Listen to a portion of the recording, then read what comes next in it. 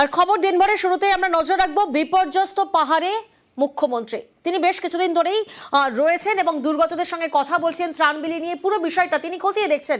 উত্তরবঙ্গের পাশে রয়েছেন মুখ্যমন্ত্রী মমতা বন্দ্যোপাধ্যায়।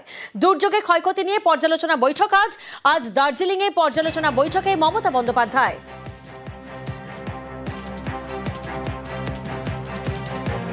পুনর্গঠন ও পুনর্বাসনে তৎপর রাজ্য সরকার। আমরা জানি গত কয়েকদিনে বিপর্যস্ত এলাকায় মুখ্যমন্ত্রী মমতা বন্দ্যোপাধ্যায় তিনি রয়েছেন। আজ মুখ্যমন্ত্রী মমতা বন্দ্যোপাধ্যায়ের কর্মসূচি ঠিক কি রয়েছেন আমরা বিস্তারিত জানবো। প্রতিনিধি আবির আমাদের সঙ্গে রয়েছেন, সরাসরি আবিরের কাছে যাব। আবির, আমরা দেখেছি গত কয়েকদিন ধরে মুখ্যমন্ত্রী মমতা বন্দ্যোপাধ্যায় তিনি বিপর্যস্ত বিধ্বস্ত উত্তরবঙ্গের পাশে রয়েছেন। আজকের এই পর্যালোচনা বৈঠক ঠিক কি কি কর্মসূচি রয়েছে ওনার?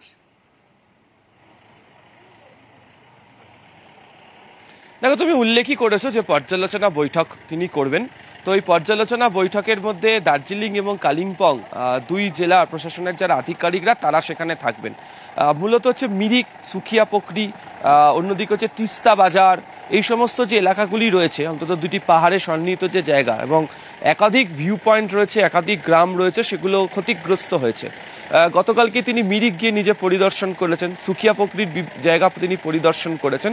তো আজকের এই পর্যালোচনা বৈঠক থেকে হচ্ছে পাহাড়ের এই ব্লকগুলো যেগুলো ক্ষতিগ্রস্ত হয়েছে সেখানে পুনর্গঠনের কাজ কিভাবে রাজ্য প্রশাসন করবে, কতটা দ্রুত এগিয়ে নিয়ে যাওয়া হবে সেই বিষয় নিয়ে তিনি আলোচনা করবেন।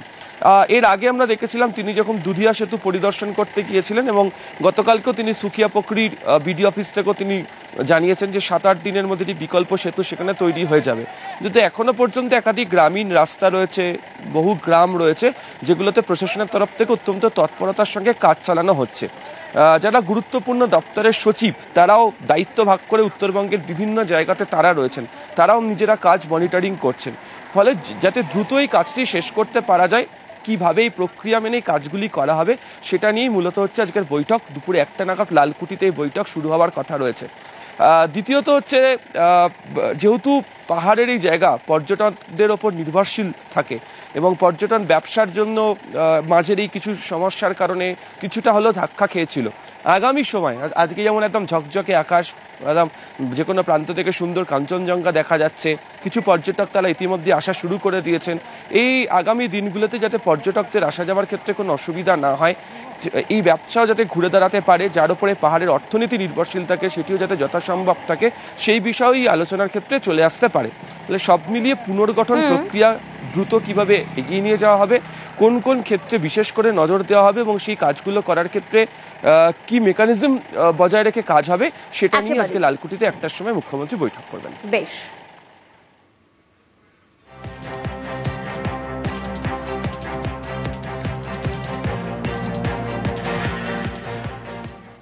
বিপর্যস্ত উত্তরবঙ্গে মুখ্যমন্ত্রী মঙ্গলবার তিনি যান মিরিকে, মৃতদের পরিবারের সঙ্গে কথা বলেন তিনি, আর এরপর যান দার্জিলিংয়ে সুখিয়াপোখরিতে। সেখানে মৃতদের পরিবারের হাতে তুলে দেন চেক এবং হোমগার্ডে চাকরির নিয়োগপত্র।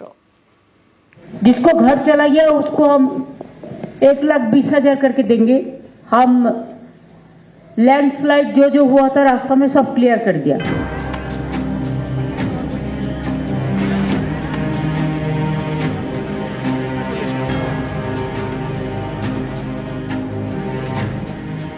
বিপর্যস্ত উত্তরবঙ্গ, পাহাড় থেকে ডুয়ার্স। 4 অক্টোবরের দুর্যোগে তছনছ একের পর এক গ্রাম। উত্তরের বিপর্যস্ত এলাকায় মুখ্যমন্ত্রী। রবিবার আলিপুরদুয়ারের হাসিমারা, সোমবার জলপাইগুড়ি, মঙ্গলবার দার্জিলিং।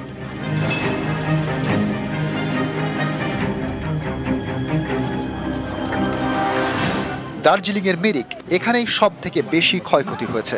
এদিন দার্জিলিং এর পশুপতি মার্কেট হয়ে মিরিক লেক এলাকায় যান মুখ্যমন্ত্রী। 4 অক্টোবরের দুর্যোগে এই এলাকায় প্রাণ গিয়েছে 3 জনের। মৃতদের বাড়িতে গিয়ে তাদের পরিজনদের সঙ্গে কথা বলেন মমতা বন্দ্যোপাধ্যায়।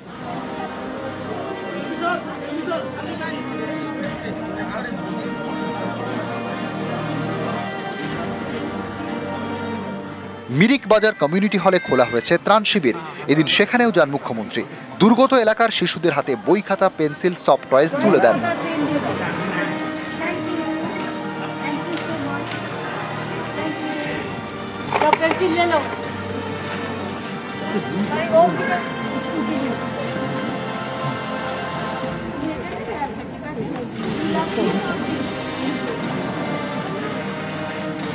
এখান থেকে রিলিফগুলো দিয়ে দেবে। আবার আমি নিয়ে এসেছি সাথে করে, সব ওখানে আর রাখা আছে, আপনারা দেখে নিন।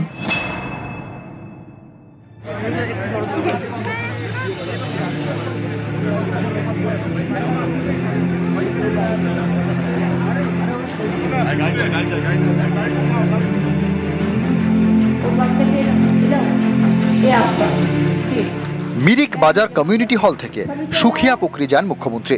সুখিয়া পুকরি বিডিও অফিসে দুর্গতদের সঙ্গে কথা বলেন। 4 জনের হাতে চেক তুলে দেন, 10 জনের হাতে তুলে দেন হোমগার্ডের চাকরির নিয়োগপত্র। घर तो कुछ भी नहीं है जी, ये वो दिया है, चेक दिया मैम ने और ये नौकरी दिया है, बहुत अच्छा लगा। অলরেডি রুরাল ডেভেলপমেন্ট থেকে রাস্তাঘাটগুলো ওখানে করতে শুরু করে দেওয়া হয়েছে। একটা স্কুল আমাকে বলেছিল, আমি কালকেই অর্ডার করে দিয়েছি। अगर पुलिस टाइमली नहीं जाते तो बहुत सारे लोग का देहांत हो जाता। আমরা অলরেডি ক্যাম্প করে দিয়েছি, যে ক্যাম্পের মধ্যে যার जिसको जो भी डॉक्यूमेंट आप लोगों ने हराया सब इधर में नाम लिखो, मिल जाएगा। चाहे आधार कार्ड हो, चाहे बर्थ सर्टिफिकेट हो, सब इधर में है। हेल्थ कैंप भी है, किचन भी इधर में अंदर में है। কালকে আমাদের দার্জিলিং এ জিটিএ অফিসে মিটিংটা ডাকা হয়েছে। দার্জিলিং, কালিম্পং, মিরিক এই অঞ্চলগুলো যে ক্ষতিগ্রস্ত হয়েছে তার টোটাল রিপোর্ট এবং অ্যাডমিনিস্ট্রেটিভ রিভিউ করবার জন্য কালকে জিটিএ অফিসে লালকুটি ওখানে বেলা 1টায় মিটিং ডাকা হয়েছে। মানে একটা ঘটনা ঘটে যাওয়ার পরে আমরা কি কি করলাম, কি কি বাকি আছে, সেগুলো সমস্ত স্টক টেকিং করবার জন্য। নিউজ 18 বাংলা।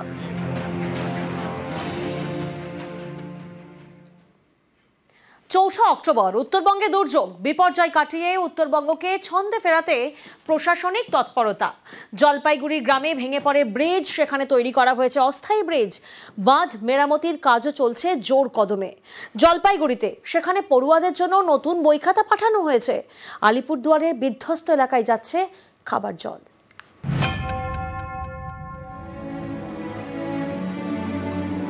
জলপাইগুড়ির নাগরাকাটা চৌঠা অক্টোবরের বিপর্যয়ে বিধ্বস্ত। ভেঙে যায় বামনডাঙ্গায় গাঠিয়া নদীর বাঁধ, ভাঙে নদীর উপরে থাকা টানাটানি সেতু। বামনডাঙ্গার সঙ্গে যোগাযোগ বিচ্ছিন্ন হয়ে যায় খেরকাটা, টন্ডু সহ বেশ কয়েকটি গ্রামের। বামনডাঙ্গার হাল ফেরাতে তৎপর প্রশাসন।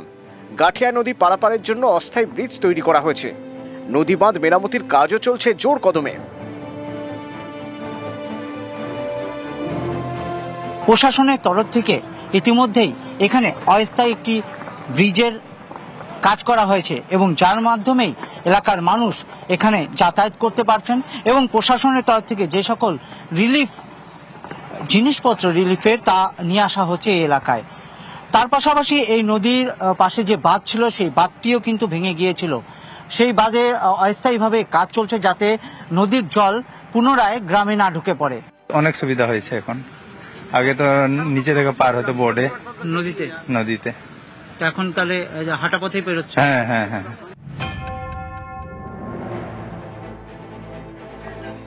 জলপাইগুড়ির মাটিয়ালি, এখানকার বিধাননগর দিয়ে বয়ে গিয়েছে নেওড়া নদী।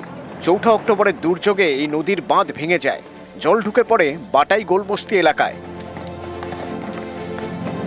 নদী শান্ত হওয়ার পরে বাঁধ মেরামতির কাজ শুরু করেছে সেচ দপ্তর। ফিলহাল তোমার এসপার খালি দেওয়ানো হচ্ছে যে পানিটাকে আটকানোর জন্য, এরপরে বড় কাজ হবে।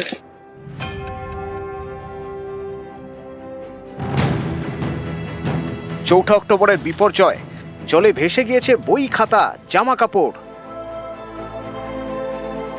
ক্ষতিগ্রস্ত পড়ুয়াদের বই খাতা দিচ্ছে প্রশাসন।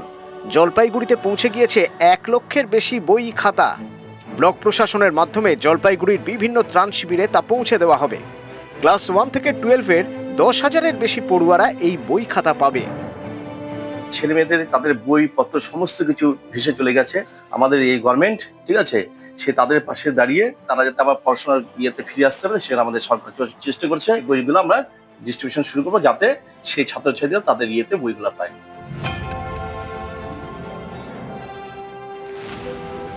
আলিপুরদুয়ারের শালকুমার, এই গ্রামে বিপর্যয়ের ক্ষত।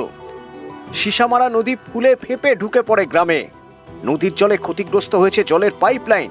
অভিযোগ, টিউবওয়েল এবং কল থেকে নোংরা জল পড়ছে, জলে দুর্গন্ধ, খাওয়া যাচ্ছে না। তাই দুর্যোগের পর থেকে প্রতিদিনই দুবার করে এলাকায় খাবার জল পাঠাচ্ছে জনস্বাস্থ্য ও কারিগরি দপ্তর। কলের জল তো খাওয়া যাচ্ছে না, কুয়ার জল খাওয়া যাচ্ছে না, গন্ধ করতেছে। এই পৌরসভা থেকে বা আরো সরকার থেকে দিচ্ছে, সরকার থেকে জল এনে। এই জল খেয়ে কোনো অসুবিধা না? না। দিনে কতবার করে দেয়? 2-3 বার দিচ্ছে। নিউজ 18 বাংলা। একদিকে আমরা দেখলাম বিপর্যয় কাটিয়ে ছন্দে ফিরছে উত্তরবঙ্গ, আর অন্যদিকে আমরা নজর রাখবো ধূপগুড়ির দিকে। ধূপগুড়িতে সেখানে নতুন জলের কল, বন্যা বিধ্বস্ত ধূপগুড়িতে শুরু জলের কলের কাজ। পূর্ত দফতরের উদ্যোগে বসছে জলের কল। যে ছবি এই মুহূর্তে আপনাদেরকে দেখাচ্ছি ধূপগুড়ির ছবি, যেখানে নতুন জলের কল বসানো হচ্ছে, কারণ বন্যা বিধ্বস্ত এই এলাকাতে পূর্ত দফতরের উদ্যোগেই বসছে জলের কল। বন্যার জল মিশে গিয়েছিল, ফলে ধূপগুড়ির কুয়ো আর জলের কলটা দূষিত হয়ে গেছিল। রকি প্রতিনিধি আমাদের সঙ্গে রয়েছেন, সরাসরি রকির কাছে যাব। রকি, প্রশাসনিক তৎপরতা নজরে আসছে, জলের কল বসার কাজ চলছে। এই যে নতুনভাবে জলের কল বসানোর কাজ চলছে, এটা কতটা দরকারি ছিল?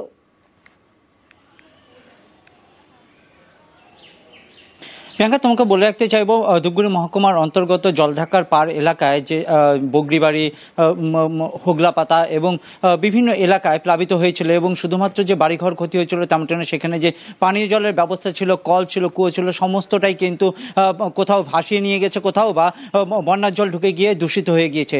তারা সরকারি বিভিন্ন রকম সুযোগ সুবিধা পাচ্ছিলেন এবং তাদেরকে সমস্তটাই দেওয়া হচ্ছিল, কিন্তু পানীয় জলে একটা সমস্যা বড় হয়ে দাঁড়িয়েছিল সেখানে। অবশেষে কিন্তু প্রশাসনের তরফ থেকে সেখানে পিএইচই থেকে পানীয় জল সরবরাহ করছে স্বেচ্ছাসেবী সংগঠন, এবং সরকারিভাবে বিভিন্ন এলাকায় কিন্তু ইতিমধ্যেই কল বসানো, চাপকল বসানো শুরু হয়েছে, যাতে পরিশ্রুত পানীয় জল তারা পান এবং সাধারণ মানুষ যাতে যে ভোগান্তির শিকার হতে হচ্ছে সেই ভোগান্তি থেকে মুক্তি পায়। এর সাথে বলে রাখতে চাইবো, পানীয় জল বন্যার পরে কিন্তু পানীয় জল ঘটিত বিভিন্ন রোগ এলাকায় ছড়িয়ে পড়ে, তাই প্রশাসনের তরফ থেকে আগেভাগেই পানীয় জল সরবরাহ, পরিশ্রুত পানীয় জল সরবরাহ ব্যবস্থা করেছে সেই এলাকায়। ধন্যবাদ রকি। পানীয় জলের যে একটা সমস্যা ছিল, সেই সমস্যাটা কি মিটেছে? পানীয় জলের সমস্যা বলতে কালকে আমাদের যে কল টল বসে, কালকে এই সমস্যাটা কিছুটা মিটিয়ে গেছে, আর তার আগে আমাদের কষ্টটা ছিল। মানে এখন পানীয় জল পাচ্ছেন? হ্যাঁ, পাচ্ছি এখন, আর তার আগে একটু কষ্ট ছিল। জলের সমস্যা, কল বসায় দিছে স্নান করার জন্য, আর খাওয়ার জন্য যা পাবলিক দিচ্ছে সরকার থেকেও, শনিবার থেকে আমাদেরকে দিচ্ছে, এগুলা সব পরিষেবা পাচ্ছে। এখন আমাদের আর কোনো অসুবিধা নেই। অসুবিধা নেই? না।